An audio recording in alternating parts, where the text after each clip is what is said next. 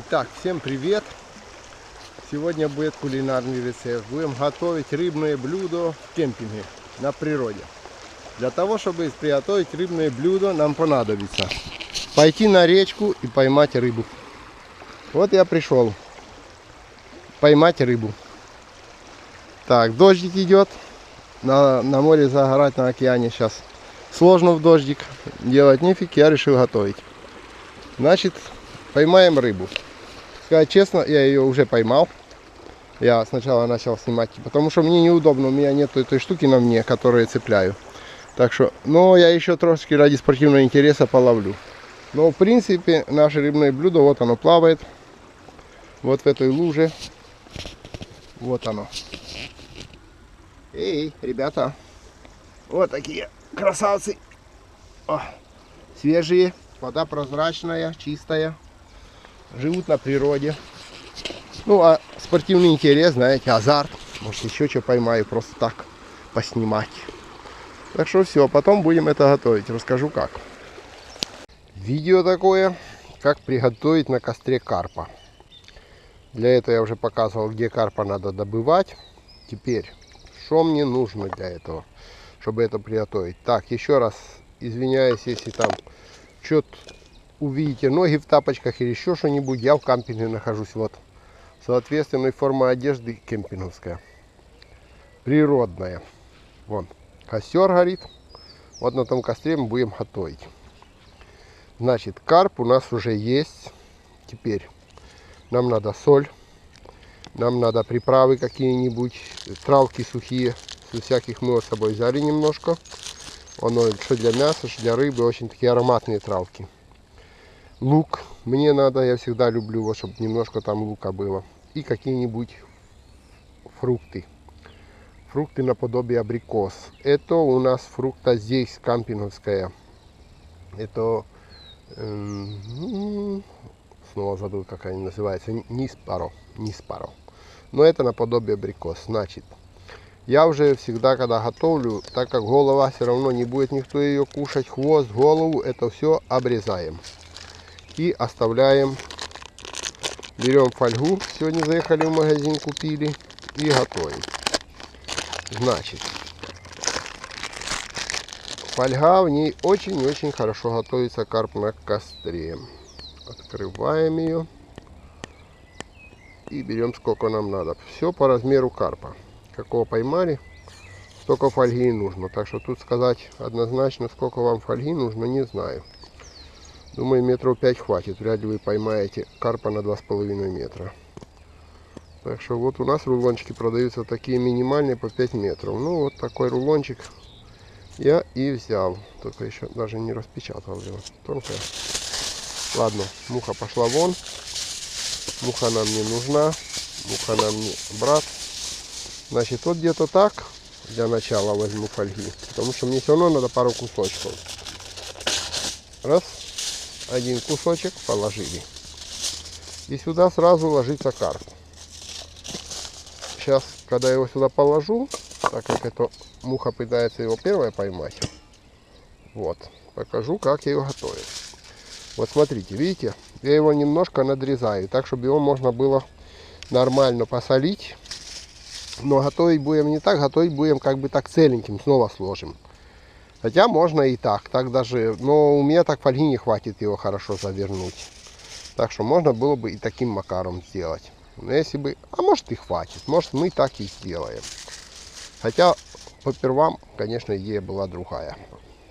Значит, наверное, так как была, так и сделаем. Не будем менять. Значит, сначала, извиняюсь, солим. Потому что если мы сначала лука накидаем, тогда у нас соль уже не попадет, куда нам еще нужно ее. Соль через маленькие дырочки сыпется плохо, посыпем ее вот просто так. Я люблю присоленную, так и присолим. Теперь мы сюда отгоним муху и бросим сухие травы.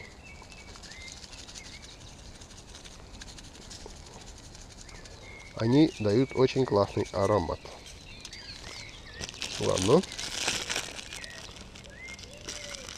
Теперь мы уложим сюда, они дадут сладость, это сладкие фрукты. И лук, знаете, что лук даст. Так что все это в перемешку получается очень-очень вкусно. Почему именно так хотел, так и сделаем. А потом мы с двух сторон его будем делать. Вот это. Теперь укладываем фрукты. Наверное, все-таки придется разложенным делать. Придется. Так, раз. И если он сильно толстый, то его можно и быстро хотим, то его можно, так сказать, это самое. А так как у нас он не сильно толстый, я ее все-таки сделаю, как первоначально было задумано. Вот так вот разложу хорошенько фрукты и лук. Посолили. Если есть перец, подперчили. У меня перца нет. И закрываем его. Вот таким макаром. Это сюда не пойдет, только оставим, фрукты уйдут сюда. А там оставим только лук, потому что фрукты толстые и не дадут закрыться нормально. Вот так. Все. Теперь нам муха не страшна. Пошла вон. Мы его будем закрывать. Фольгу. И это все будет готовиться у нас как большой-большой кусок мяса на костре. Так. Так. Так. Вот смотрите. Уже начинает вырисовываться. Но это еще не все. Теперь нам надо то же самое проделать с верхней частью. Потому что мы будем его переворачивать обязательно. С одной стороны и с другой стороны будем хорошо пропекать. Соответственно, нам нужно, чтобы с него ничего и он не распался, и с него ничего не распалось. Вот таким макаром. Для костра просто прелесть. Наша превосходная рыбка готова к кемпинговскому запеканию. Вот и все. На всякий пожарный случай чисто. Вот так я еще замотаю. Вот так как я его буду вертеть очень много раз. Ну, много-немного, 2 раза точно буду вертеть. То я его сделаю таким макаром. Не хочу, чтобы с него ушли аромат, сок. Ну вот, все. Теперь нам не страшна никакая муха. Теперь он там маринуется. А мы готовим костер. И будем его запекать. Так, костер почти готов. У меня, значит, сейчас чуть-чуть вот это догорит.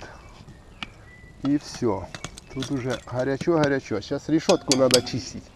Надо брать щетку и чистить решетку прежде. Правда, так, только единственное, что она очень горячо здесь. Так что надо брать какой-то вот чем-то. У меня такие щетки, которыми я чищу решетку.